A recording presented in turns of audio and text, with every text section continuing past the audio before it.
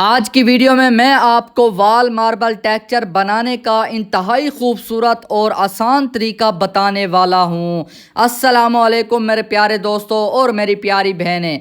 और सबसे ख़ास बात यह है कि मेरी प्यारी बहनें भी ये काम घर बैठे थोड़ी सी मेहनत और थोड़ी सी प्रैक्टिस के साथ आसानी के साथ कर सकती हैं। सबसे पहले मैंने थोड़ी थोड़ी मिकदार में वाल पुट्टी ली है। उस पुट्टी के अंदर हम मुख्तलिफ़ कलर्स शामिल करेंगे। जी मेरे प्यारे दोस्तों, आपने सबसे पहले घबराना नहीं है।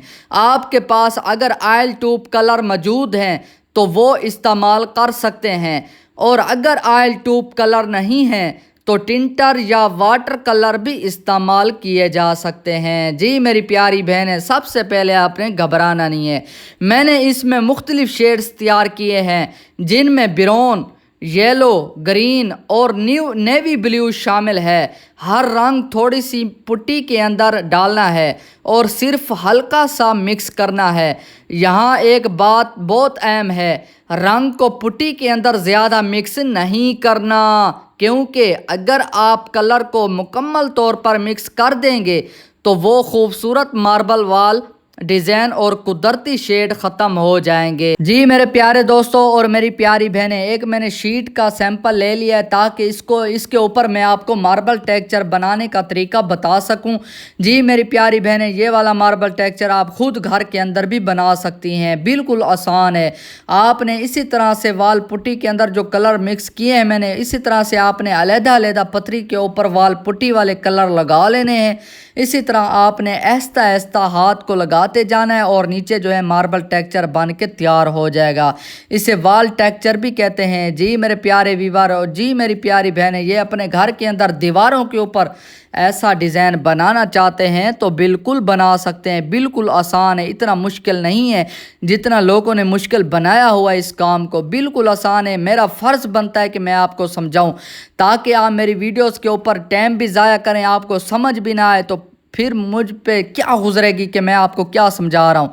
मेरी कोशिश यही होती है कि मैं आपको अच्छा काम सिखाऊं और कम टाइम के अंदर समझाऊं। तो अगर आपको फिर भी समझ ना आए तो मेरा बायो के अंदर व्हाट्सअप नंबर लगा हुआ है, आप रब्ता कर सकते हो। जी मेरे प्यारे दोस्तों और मेरी प्यारी बहनें, सबसे पहले आपने घबराना नहीं है। तो देख लें, इसी तरह से आपने मार्बल टेक्सचर बनाना है। फर्नीचर के ऊपर भी बनाना चाहते हैं तो फर्नीचर के ऊपर भी बना सकते हैं। मैं आपको फिर से बता देता हूं कि आपने बेस कैसे बनानी है।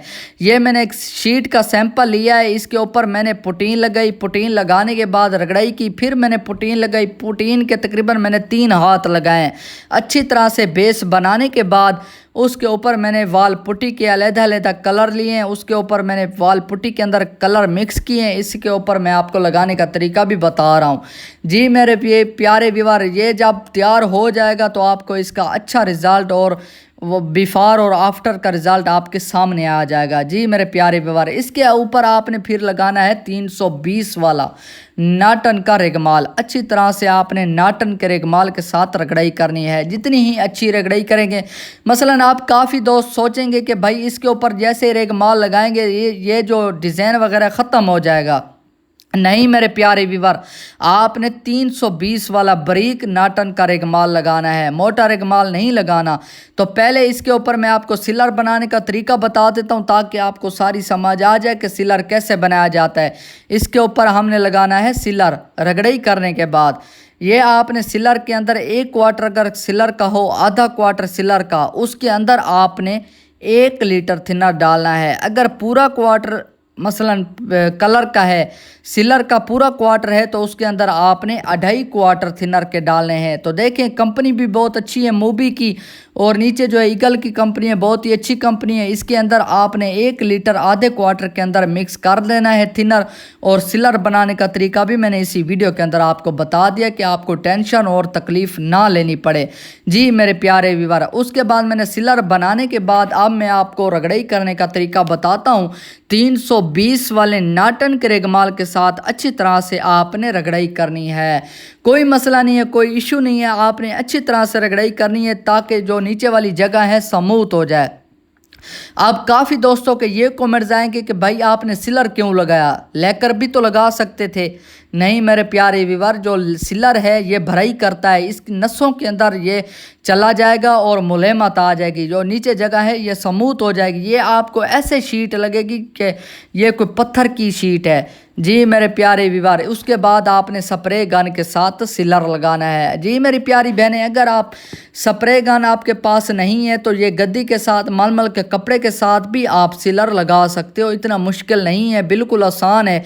तो अगर आपके पास स्प्रे गन है, मोटर कंप्रेसर है, तो आप इस स्प्रे गन के साथ भी सिलर लगा सकते हो। तो तकरीबन आपने एक हाथ पहले सिलर का लगाना है, उसके बाद आपने इसको तकरीबन 20 मिनट या आधा घंटे का रेस्ट देना है, तकरीबन धूप में रख देना है। अगर फर्नीचर है, दीवार है तो कोई मसला नहीं, आपने 20 या आधे घंटे का रेस्ट दे देना है। फिर उसके ऊपर आपने रेगमाल लगाना है, 320 वाला नाटन का रेगमाल। इस रेगमाल का अभी तक काफ़ी कारीगरों को नहीं पता कि ये रेगमाल कहाँ से मिलता है, किस जगह से मिलता है, किस स्टोर से मिलता है।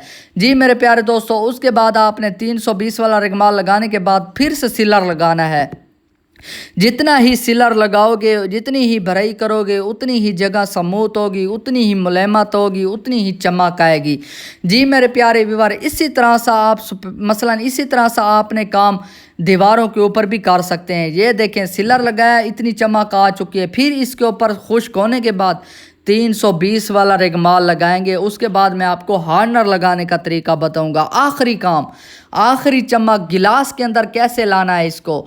अगर दीवार है, फर्नीचर है, उसको गिलास पॉलिश के अंदर, गिलास डीको पेंट के अंदर कैसे लाना है, फुल फिनिशिंग के अंदर कैसे लाना है, तो मैं आपको बताता हूँ।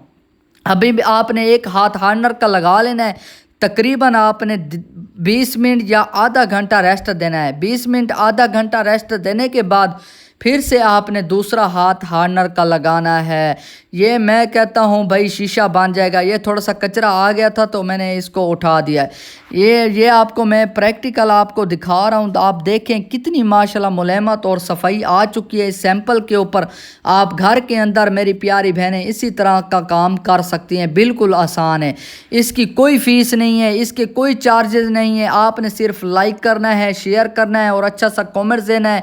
आपने अपना फ़र्ज़ अदा करना है। ये मैंने अपना फ़र्ज़ अदा कर दिया है, आपको अच्छा सा काम बता दिया है, पूरी मालूमात दे दी है। लेकिन काफ़ी कारीगर ऐसे हैं, थोड़ा सा बताते हैं लेकिन मुकम्मल काम नहीं बताते। अगर थोड़ा सा और बता देते तो नीचे से डंडी मार जाते हैं। आगे वाला कस्टमर माल भी ले आता है, मटीरियल भी ले आता है, उसका ज़ाया हो जाता है।